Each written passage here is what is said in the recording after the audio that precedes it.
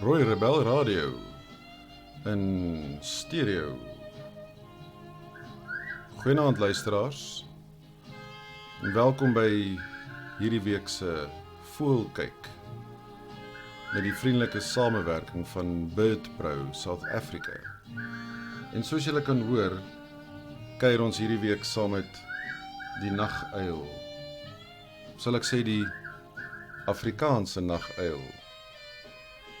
Nou, teen 23 tot 25 cm lank is die Caprimulgus pectoralis, 'n klein kamoufleer wonderwerk met gespikkelde bruin, swart, beige en wit kolletjies, streepies en dwarsstreepies. Sy rooi-bruin nek is kenmerkend. Hy het 'n klein wit keeltjie en sy oordekvere is bruin. Hy het 'n tipiese naguil borselsnor.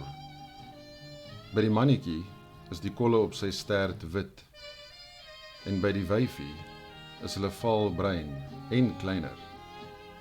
Sy bek, bene en pote is bruin pink en sy oë is bruin.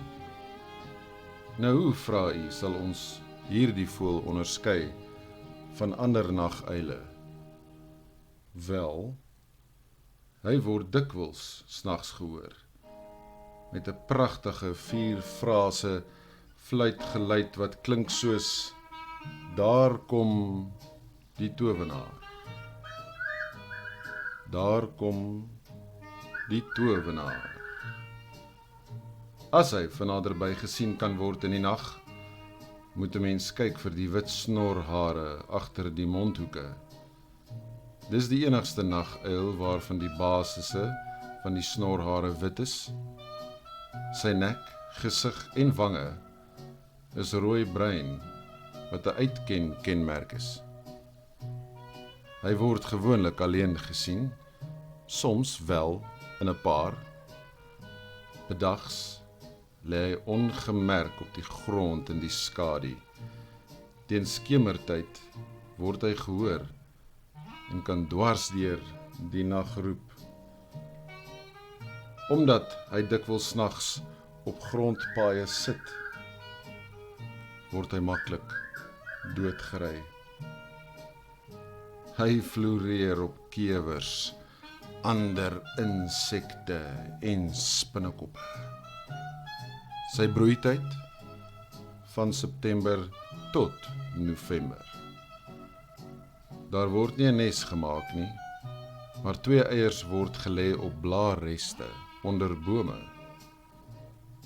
Hulle broei uit in 19 dae en die kuikens bly afhanklik vir 40 dae.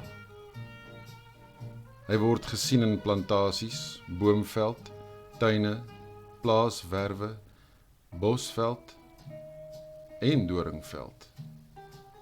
Hy is al aangeteken in Sub-Sahara Afrika, maar nie soveel in die droë westelike dele van Suidelike Afrika nie.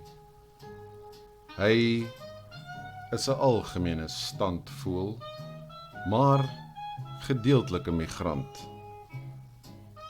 Maar nou ja, daar het jy dit. Die Afrikaanse naguil. Dankie dat julle saam geluister het. Tot volgende week se Voelkyk. Laat dit goed gaan met u. Immers vol shalom. Rooi Rebel Radio. Hoor en uit.